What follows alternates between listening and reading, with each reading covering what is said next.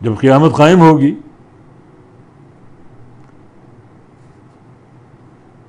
تو اللہ تعالیٰ حکم دے گا کہ جو سورج کے پجاری تھے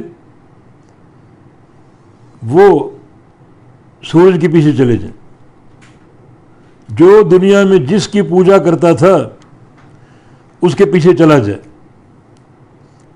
سورج کا پوجنے والا سورج کے پیچھے، چاند کا پجاری چاند کے پیچھے، بتوں کا پجاری بتوں کے پیچھے. تو سارے عباد الشمس، سورج کے پجاری سارے سورج کے پیچھے ہو لیں گے. اب اللہ کے امر سے سورج آگے آگے اور اس کے پجاری پیچھے پیچھے، اور سیدھا وہ سورج جہنم میں جا کر گرے گا.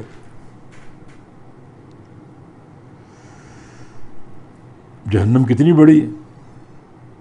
یہ سورج ہماری زمین سے کتنے کروڑ گنا بڑا،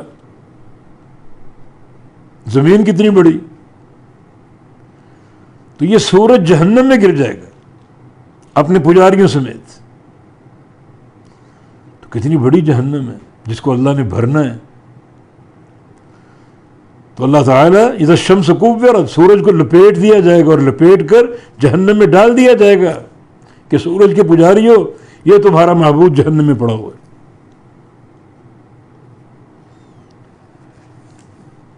سورج کا جہنم میں جانا اس میں اس کی تکلیف نہیں ہے، کوئی عذاب نہیں دیا جا رہا اس کو، مگر اللہ تعالیٰ کی جو توحید کی غیرت ہے، اللہ تعالیٰ ان سارے معبودوں سمیت ان کے پجاریوں کو جہنم میں ڈال دے گا. حدیث میں آتا ہے کہ جو طواغیت کا پجاری وہ طواغیت کے پیچھے جائے گا. طواغیت طاغوت کی جمع، اور طاغوت سے مراد ہر وہ شخص یا ہر وہ شے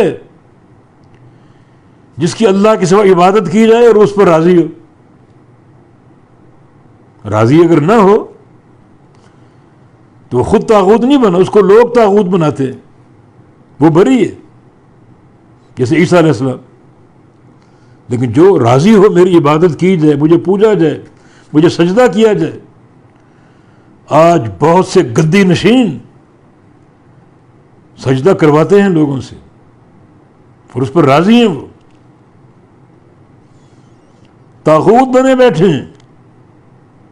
اور قیامت کے دن جو بھی طواغیت کے پجاری ہوں گے وہ پیچھے پیچھے اور وہ آگے آگے. اللہ ان کو جہنم میں ڈالے گا ان مشرکین پر اقامت حجت کے لیے کہ یہ تمہارے معبود ہے، یہ ان کا انجام، اور یہ بتانے کے لیے کہ یہ تمہارے کسی کام نہ آ سکے. کوئی کفایت کی انہوں نے؟ تم کو اللہ کے عذاب سے بچایا انہوں نے؟ تو یہاں جو اللہ تعالیٰ ہمیں خبر دے رہا ہے کہ سورج اور چاند ایک بہترین حساب کے ساتھ، مضبوط حساب کے ساتھ چل رہے ہیں. حساب کس کا؟ اللہ کا. کون چلا رہا ہے؟ اللہ.